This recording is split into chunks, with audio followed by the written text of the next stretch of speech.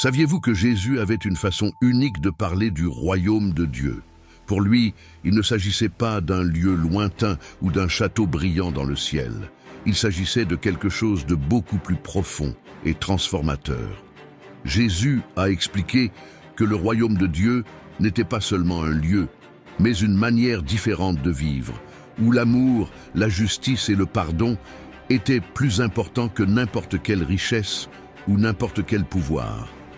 Jésus a comparé le royaume de Dieu à un trésor caché dans un champ, quelque chose de si précieux qu'il valait la peine de tout vendre pour le posséder. Il a raconté l'histoire d'un père aimant qui a pardonné à son fils rebelle non pas une seule fois, mais chaque fois qu'il est revenu repentant. Ces histoires n'étaient pas seulement destinées à divertir, mais à montrer comment vivre d'une manière qui honore Dieu. Dans la vidéo d'aujourd'hui, vous allez voir où Jésus nous enseigne ce qu'est le royaume de Dieu. Numéro 1. Matthieu 6, 33. Cherchez d'abord le royaume de Dieu et sa justice, et toutes ces choses vous seront données par surcroît. Dans Matthieu 6, 33, Jésus nous donne une instruction fondamentale et puissante. Cherchez d'abord le royaume de Dieu et sa justice, et toutes ces choses vous seront données par surcroît. Ce verset se trouve dans le contexte du Sermon sur la montagne, plus précisément dans une section où Jésus aborde les soucis et les inquiétudes de la vie quotidienne, telles que la nourriture, la boisson et les vêtements. Jésus nous appelle à chercher d'abord le royaume de Dieu et sa justice. Le mot « chercher » implique ici un effort actif et continu, un dévouement et une priorité dans nos vies. Il ne s'agit pas d'une recherche occasionnelle ou superficielle, mais d'une recherche intense et persistante.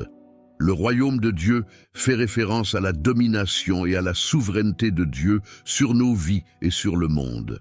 Cherchez. Deuxièmement, Matthieu 5, 3. Heureux les pauvres en esprit, car le royaume des cieux est à eux. Dans Matthieu 5, 3, Jésus commence le sermon sur la montagne par une déclaration surprenante et contre-culturelle. Heureux les pauvres en esprit, car le royaume des cieux est à eux.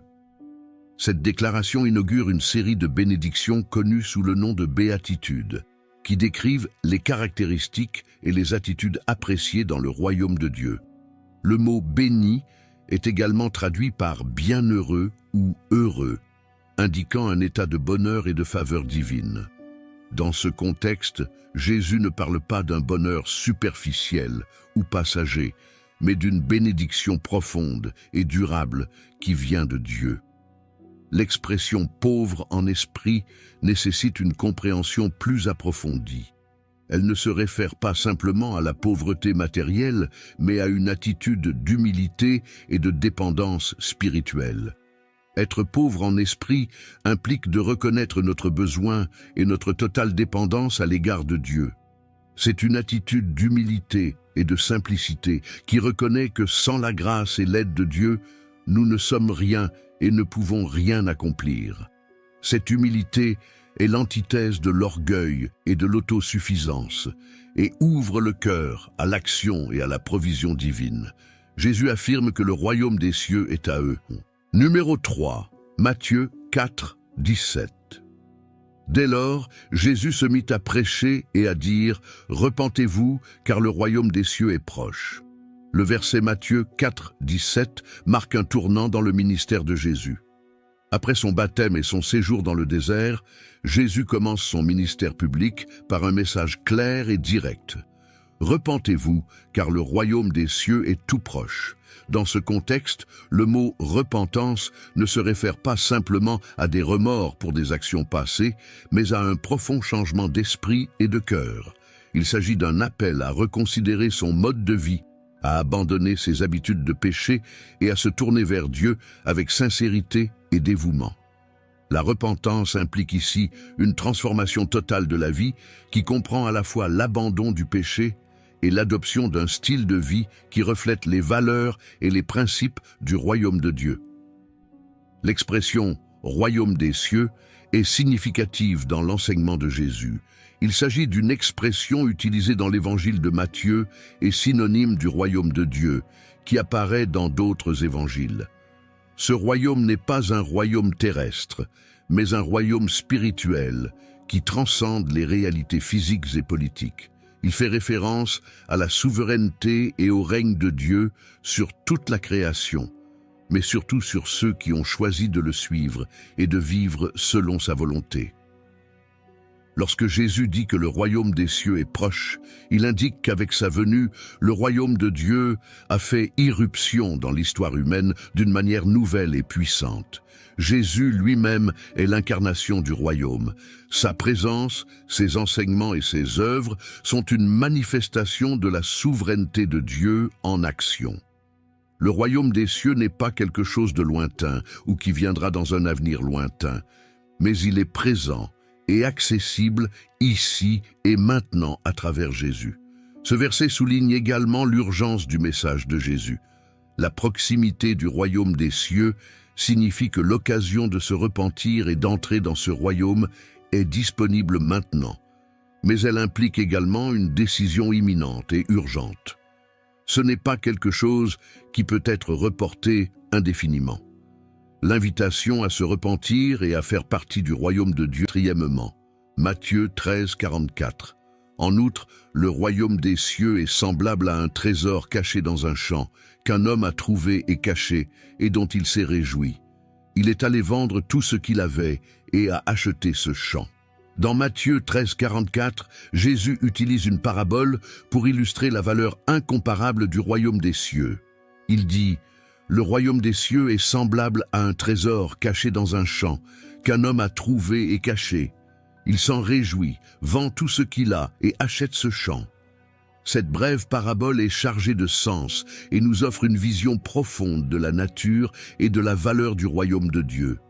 L'image d'un trésor caché dans un champ évoque une richesse inattendue et précieuse qui n'est pas visible à l'œil nu. Dans l'Antiquité, il était courant que les gens enterrent leurs biens les plus précieux pour les protéger des voleurs ou des envahisseurs. La découverte d'un trésor caché était un événement extraordinaire qui changeait la vie. Jésus compare le royaume des cieux à ce type de trésor, soulignant sa valeur inestimable et la joie qu'il apporte à ceux qui le découvrent. L'homme de la parabole, après avoir trouvé le trésor, le cache à nouveau et, rempli de joie, prend une décision radicale. Il vend tout ce qu'il possède pour acheter le champ où est enterré le trésor. Cet acte de vente de tout ce qu'il possède symbolise le sacrifice et le renoncement à tout le reste pour obtenir quelque chose de plus grand. La réaction de l'homme reflète une profonde reconnaissance de la valeur du trésor et sa volonté de tout faire pour qu'il lui appartienne. La joie de l'homme est un élément clé de cette parabole. Sa joie de trouver le trésor et sa volonté de vendre tout ce qu'il possède soulignent la transformation et la satisfaction profonde qu'apporte le royaume de Dieu. Numéro 6. Matthieu 18, 3. Et il a dit: « En vérité, je vous le dis, si vous ne vous convertissez pas, et si vous ne devenez pas comme les petits-enfants, vous n'entrerez jamais dans le royaume des cieux. » Dans Matthieu 18, 3, Jésus fait une déclaration surprenante et stimulante. « En vérité, je vous le dis, si vous ne vous convertissez pas, et si vous ne devenez pas comme les petits-enfants, vous n'entrerez pas dans le royaume des cieux. » Cette déclaration vient en réponse à une question des disciples sur qui est le plus grand dans le royaume des cieux. La réponse de Jésus nous donne un aperçu profond des qualités nécessaires pour faire partie du royaume de Dieu.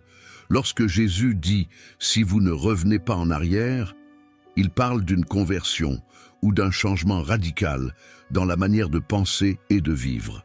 Cette conversion implique de se détourner des attitudes et des valeurs du monde pour se tourner vers les valeurs du royaume de Dieu. C'est un appel à un changement profond de cœur et d'esprit qui nous amène à vivre différemment, avec une nouvelle perspective et de nouvelles priorités. Devenir comme des enfants est au cœur de cet enseignement. À l'époque de Jésus, les enfants étaient considérés comme dépendants, vulnérables et sans statut social. Ils n'avaient ni pouvoir ni prestige et dépendaient entièrement des adultes pour leur subsistance et leur protection.